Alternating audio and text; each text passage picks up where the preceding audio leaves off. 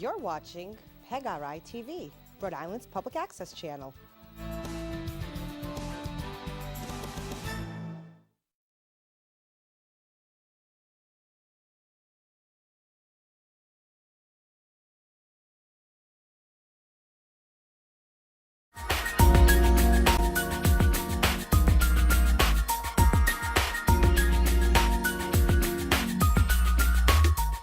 My name is Devin Matos, and welcome to the JMW News, the show dedicated to local events facilitated by the Pawtucket Parks and Recreation Department.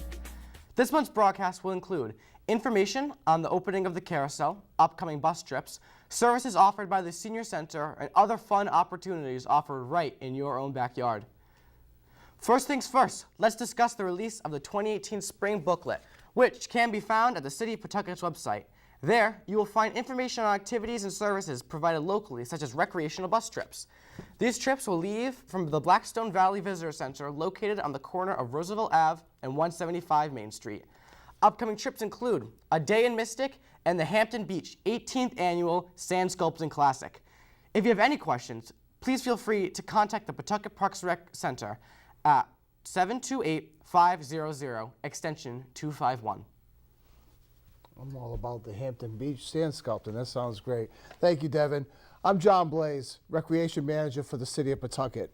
Let me first say we are very excited about this latest collaboration between the Parks and Recreation Division and the students of the Jacqueline Walsh School for the Arts Broadcasting Club right here in Pawtucket. Our intent for the show is to inform and to get you out and about around the city to enjoy a great array of programs, events, and facilities made available to you. Today, though, I would like to take a moment and to introduce you to a brand new feature with the Parks and Recreation Division. We are pleased to announce online program registration and facility permitting. You will now have the convenience of booking a picnic site, a carousel birthday party, or registering for a recreation class from the comfort at your own home, and this is any time that is convenient for you.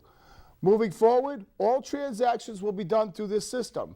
To make your experience a quick and enjoyable one, we are asking for all those who participate or want to participate in a program to rent a picnic site or recreational facility to go to your computer or simply pick up your phone. Visit the City of Pawtucket's website at pawtucketri.com. And in addition to finding resources like the spring booklet or the bus trip booklet that Devin spoke of earlier, you'll find that on the website. But in addition to that, from this tab, you can simply click on here for online registrations. This will take you into another page where it asks you to create an account. And this profile will be needed for those kind of transactions moving forward in the future. Once your account is created, it is time to take your recreation experience to a new level. Now, you can follow the Parks and Recreation Facebook page to stay informed to the details relating to this new feature as we move forward and other great things happening this summer. Now, back to the star of the show and someone who is also making things happen. It's back to you, Devin. Thank you very much, John. If you're anything like me, then you love animals. So here at JMW News, we decided to visit our local dog park and spend some time getting to know friendly dogs as well as other neighborhood animal lovers just like us. Hi everyone, I'm Cassie Menard here with the co-chair of the Pawtucket Dog Park Committee, Joanne Palazzo. How are you? I'm fine, thank you. So what kind of events can people look forward to from the dog park these coming months? Right now we have two planned. One is our spring fling, which we hold every year. That's April 21st with a rain date of April 22nd. Starts at 8 o'clock, and that's where we clean up the park for the patrons for the spring and summer months, so it looks nice. Do you guys need volunteers for that? Yes, we do. We need a lot of volunteers. That's one of our events where we could use as many as we can get. As you can see, it needs a lot of leaf cleaning and painters, flower planters, anything you can do. Whether you can't do lifting, it doesn't matter. We can put you where you need to be. And we need people to bring like shovels and paper bags for the leaves, rakes, anything, gloves, anything that they can bring would be helpful. The volunteers, if you're 18 or under, you need to bring a parent. We will have forms here that your parent needs to fill out to allow you to do this. And how would someone go about signing up to volunteer? You can go on our website at pawtucketdogpark.com and sign up, or you can just show up the day of. Any other events coming up? Yeah, we have a brand new one this year we're trying out. It's called Doggy Field Day, and that is May 19th. Starts at 8 o'clock, and what it is we are going to set up an obstacle course for the small dogs and an obstacle course for the large dogs. You can sign up the day of, or you can go to the Pet Value stores. There's one on Hope Street in Providence, and they have the applications there. They are sponsoring the event, and they are giving baskets to the winners. There'll be 3 winners of the little dogs, and there'll be 3 winners of the large dog size. Every participant will get a participatory ribbon, so everybody will go away with something. It's just meant to be a fun day, fun with Fido, you could say, for everybody. No, don't get all upset about it or nervous about it. It's just meant to be fun. And we will need volunteers for that too. We'll need a timer, somebody, if a dog knocks over an agility, to set it up. So there are things we will need. We will provide water for the dogs. The waters here will be unavailable to use, but we will have dog water here for the dogs. And if someone wants to volunteer for that, do they visit the website as well? They can visit the website, or we'd rather have them visit the website and sign up there so we can know where to put people. And once again, we will need, if you're 18 or under, we will need your parents' permission. Okay, well, thank you, Joanne, for being here. If you guys have any more questions, make sure you visit the dog park website, pawtucketdogpark.com. Be sure to get down to Slater Park at the dog park on April 21st from 8 a.m. on for the Spring Fling, and May 19th from 8 a.m. on for the Doggy Field Day. I'm Cassie Menard, and thanks for tuning in to your JMW News Spotlight. When visiting any of the city's outdoor recreational facilities, do not feed the geese. The effects of what you see as a generous act can cause unnatural behavior, malnutrition, water pollution, overcrowding, and dependency issues. Help keep our wildlife wild and allow them to live in their natural habitat. Pawtucket kicked off March in a celebration of Rhode Island's Irish heritage and culture with the St. Patrick's Day Parade. Even though the weather was nearing the 20s, they didn't stop the fun. Participants began at McCoy Stadium and finished in front of City Hall. This year, there was a wide variety of marchers, as always, such as the Dancing Cop, the Candy Car, and a float for the Haunted Tunnel. There are a lot of opportunities to help seniors remain active, as well as to get them involved within the community. So we went down to the Leon A. Matthews Senior Center and talked with Mary Lou Morin to get a deeper understanding of what is offered in Pawtucket.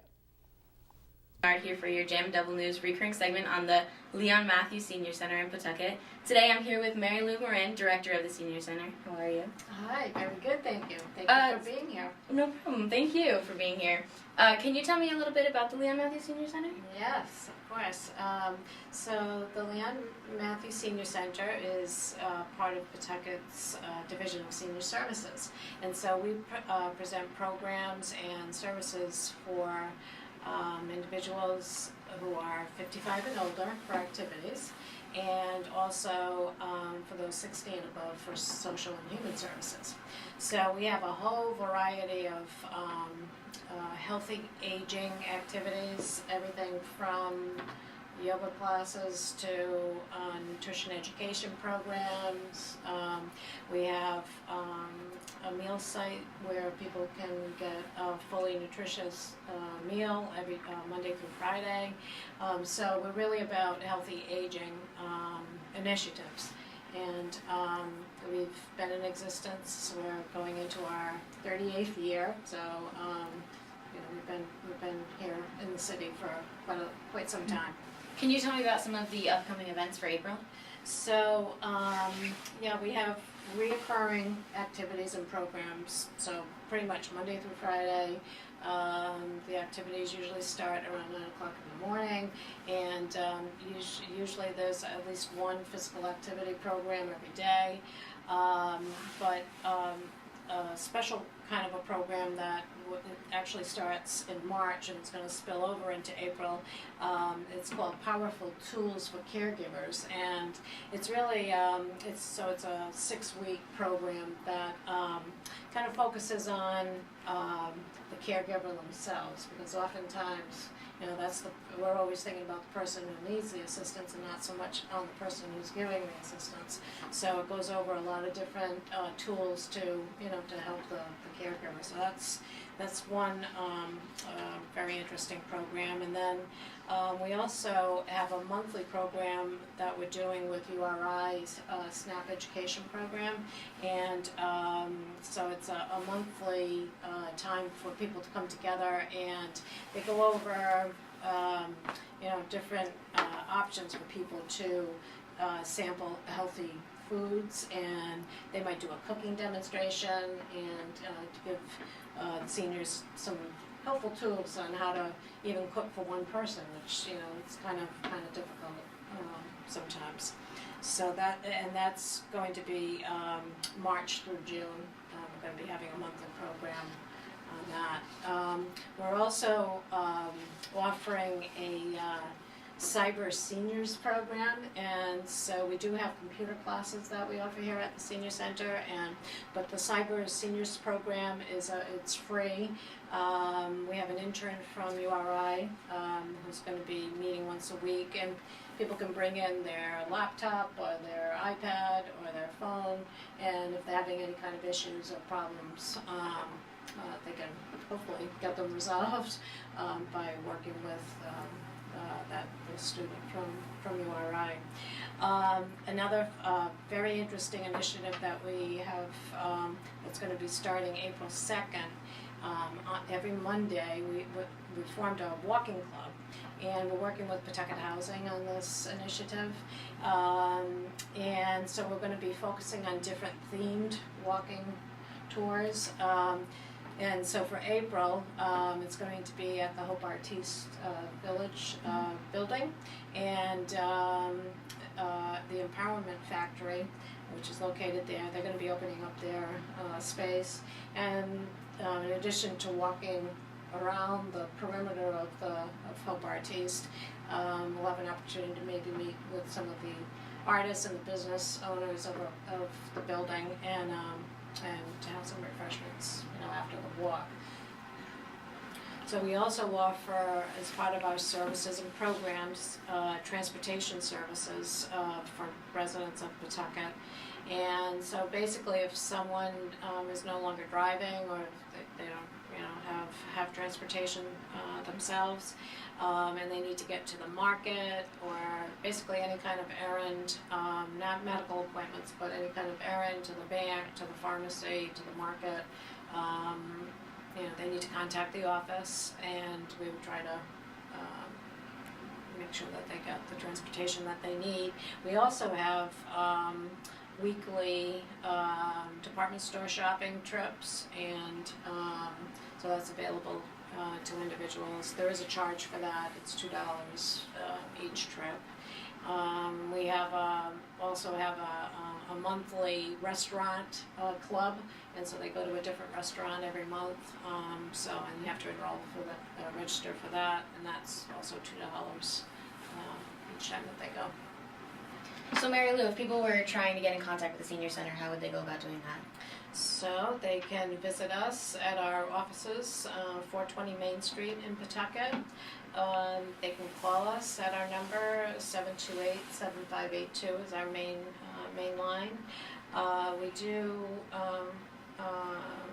you can find out about some of our programs, and even download a membership form and our bi-monthly newsletter by going to www.pawtucketri.com, and then under that you'll see that there is a heading for departments, and then you scroll down, you see Senior Center, you hit on that, and then you can access all of our programs and services. You can also, we have a Facebook page, it's at Leon Matthews Senior Center, so any of those ways are good. And we're open Monday through Friday, 8:30 to 4. Okay. Thank you so much for being here, Mary Lou. If you want to pick up a flyer, make sure you do that, and any other information can be found online or when you call. I'm Cassie Minar. Thank you. The total amount of trash accumulated each year in the U.S. is 250 million tons. Littering affects everyone. We only have one Earth, so do your job and save it. If you're looking for a fun way to spend time with the family, make sure to check out the oldest Loof Stander carousel located next to the Daggett House at Slater Park. Starting April 6th, the carousel will be open Saturdays and Sundays from 11 a.m. through 5 p.m. Next up, we'd like to take some time to focus on a nonprofit organization here in Pawtucket. So sit back, relax, and enjoy our Spotlight interview of the month. Hello everyone, my name is Devin Matos, and I'm here with Alicia White, Managing Director of 1031 Productions, and this is a JM Double News Spotlight interview.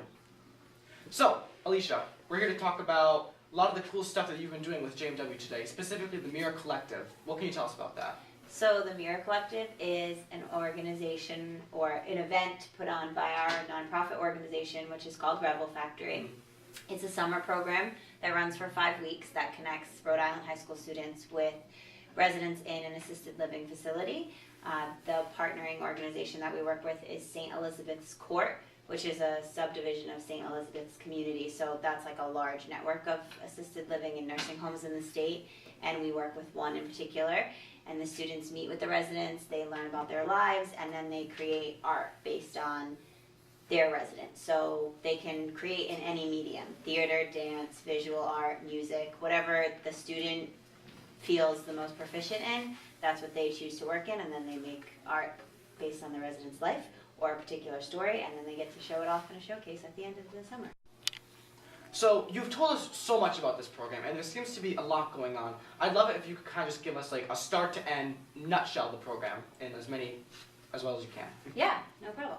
So the program starts on July 11th. It meets twice a week on Wednesdays and Thursdays from 10 a.m. to 4 p.m. So the first day the students come in and they get, we play some intro games, they get to know each other, we do some brainstorming techniques, and we really prepare them for meeting with their residents. On Thursday, which will happen every Thursday, they meet with the residents in the morning. So everyone comes to our studio and we travel together to St. Elizabeth's. And the students kind of have a couple hours to mingle and meet with the residents. The first day is like meet and greet, find your partner. Then we have lunch with them, and then we go back to the studio. And the students begin to sort of figure out what it is they're going to create. So they take their notes from their interview session and start brainstorming. So that's the first week. There are 4 weeks after that, and every week is consistently Wednesdays is a full studio day to work on their projects, and Thursdays is meet with the residents, share their progress, get their feedback, and then go back to the studio and work the second half of the day. There is a small project that the residents and the students work on together. So I think the idea this year is that we're going to be making centerpieces for all the tables that have all the elements of similarity between the two. So like everything they have in common. They both like a certain sport. They both like a certain food. Whatever it is they can find that's like their common connection. And then throughout the whole process, our last week is really like finishing touches, practice showcases, showing the final product to the residents, in their space, and then preparing for the showcase. We do a tech rehearsal, a little dress rehearsal, and then the Friday of the last week, which is August 10th, is their showcase. So the kids come a couple hours before, we set up the space, we do the showcase, and then we have a small reception after for anyone to ask the students questions, to get an up-close look at all the visual art, and to just mingle and learn more about the program. Wow, that's really cool. There's quite a lot going on there, but that's amazing that you guys can do so much in such a short amount of time. Mm-hmm.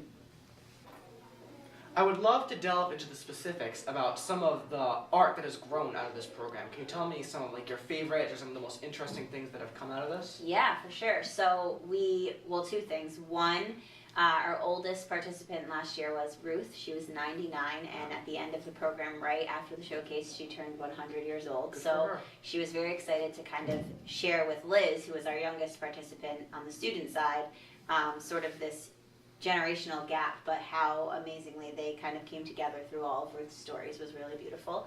And then Jenny, who is partners with Mia. So Mia is the student and Jenny is the resident. Jenny talked a lot about her husband and her connection with him and how she really felt that there was a piece of her missing because he's no longer with us.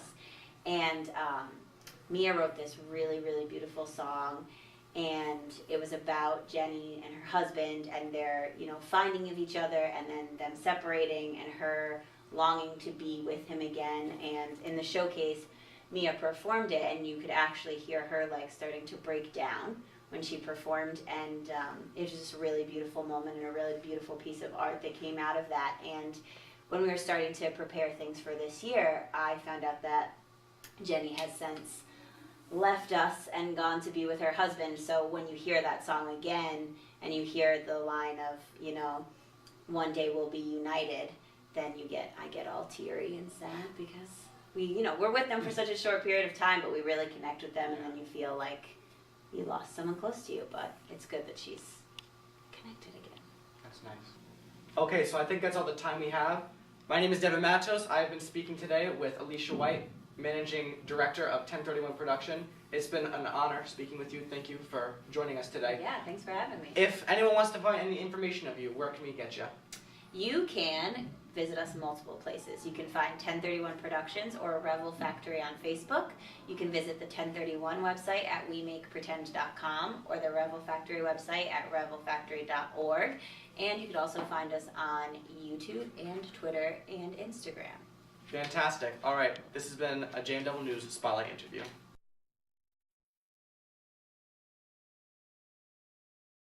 Before we wrap things up, I would like to take the time to talk about a few events that have recently gone on at my school, JMW. On March 6th, we held an open house for incoming students. While our jazz band provided a wonderful atmosphere, attendees were given a presentation on the school and then shown around the campus by student guides such as myself. It was a very successful event and we had a great turnout.